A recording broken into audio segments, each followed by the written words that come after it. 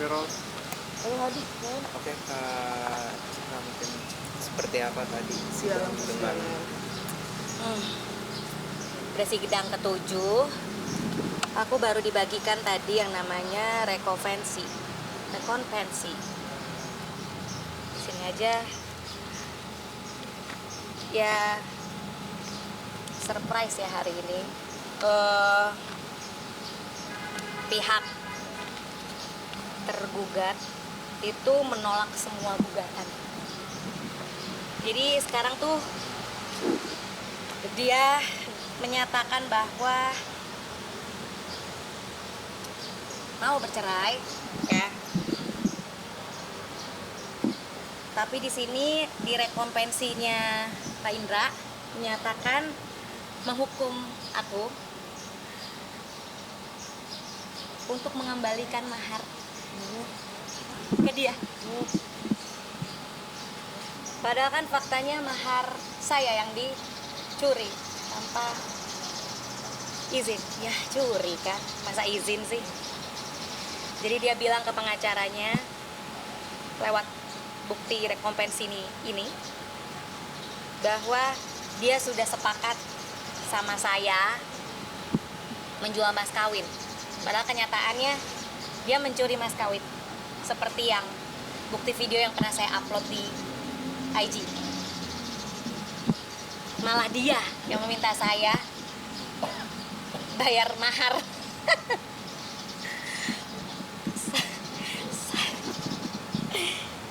Aduh, oke.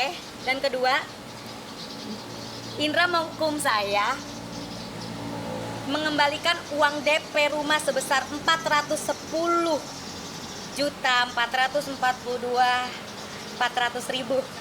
ditambah angsuran pembayaran kredit yang sudah terbayar 41 kali 12,886 sejumlah 528 juta. Jadi saya disuruh bayar Indra 938 juta, kawan-kawan. Yang dimana dia debitur.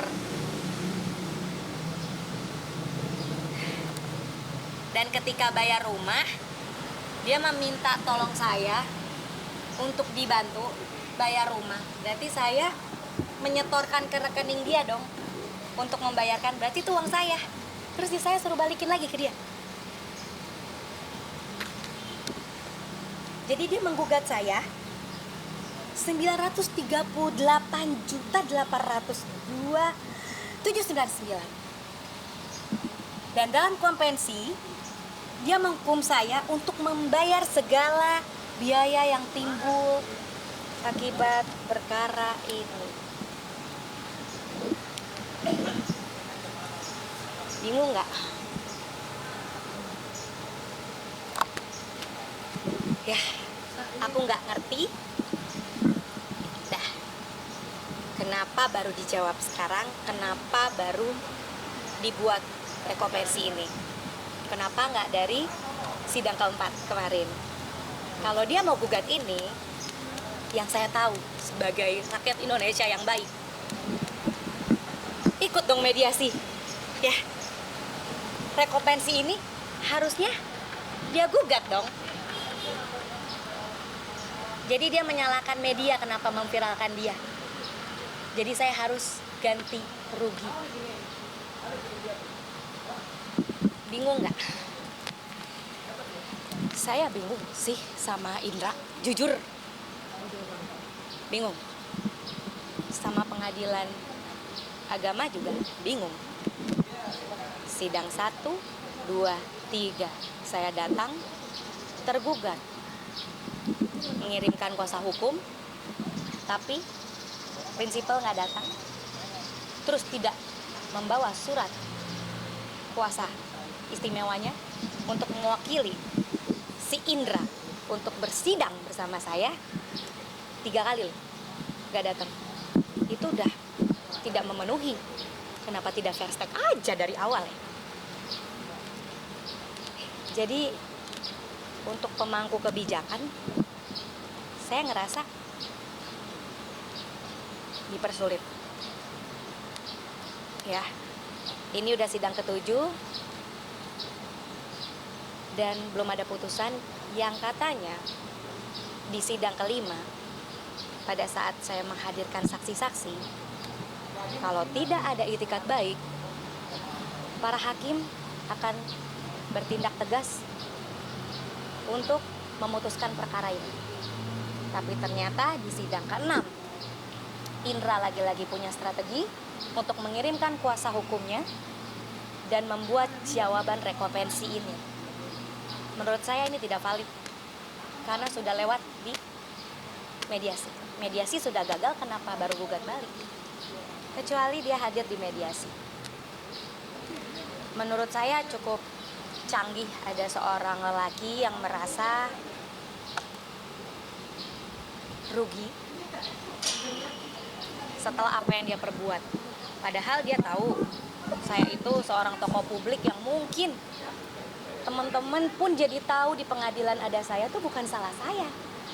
Kenapa saya harus dihukum, membayar segala biaya yang timbul sehubungan dengan perkara? Nafkah nggak ada, KPR ditunggak. Jadi gimana? Ya itu aja.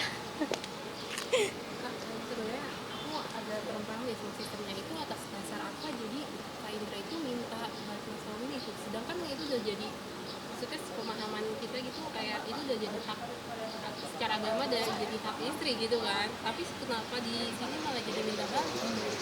Iya, karena kan saya nggak patuh sama dia. Di sini di rekopensi ini dia tulis bahwa selama saya menjadi istri saya tidak menturuti dia.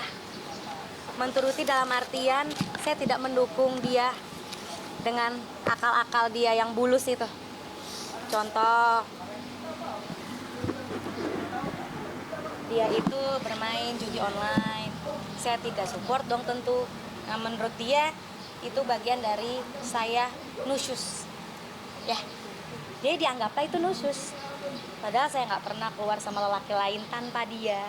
Kita bekerja waktu bersama-sama.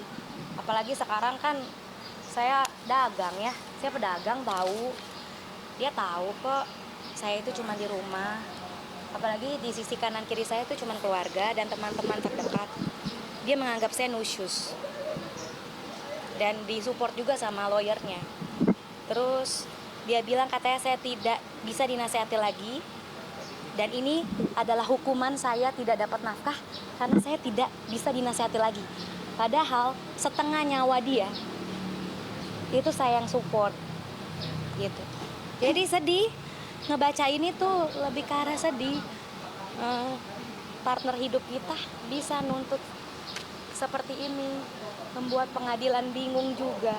Pengadilan pun juga harus menerima semua secara berimbang gitu. Tapi di sini saya merasa ada yang fraud gitu. Kan teman-teman udah nemenin aku 1, 2, 3, 4, mediasi sudah dinyatakan gagal. Kok bisa ada rekopensi ini? Kalau emang dia mau gugat balik, kenapa nggak mediasi dulu? Kan kemarin itu mediasi itu tujuannya untuk tidak balik, tapi mencari jalan tengah. Nah, dia menyalahkan saya di sini kenapa berita ini viral, padahal dia yang pertama-tama muncul di cumi-cumi. Ya, muncul di cumi-cumi mengaku bahwa judi online sebagai lucu-lucuan, judi bola sebagai lucu-lucuan. Di Cumi-Cumi dan Star Pro juga dia dengan Bapak Radin Anom secara eksklusif 40 menit lebih punya talk show berupa podcast. Kenapa jadi saya yang harus menuntut biaya perkara? Dan pengadilan yang tadi di sidang ke-5 dan ke-6, di 5 menjelang ke-6, Yang Mulia sudah menyatakan bahwa jika dari pihak tergugat tidak ada itikat baik, tidak menjawab, tidak datang, maka akan diputuskan. Saya harap sidang ke-7 ini putusan. Ternyata hakim pun juga dibikin bingung sama lawyer yang datang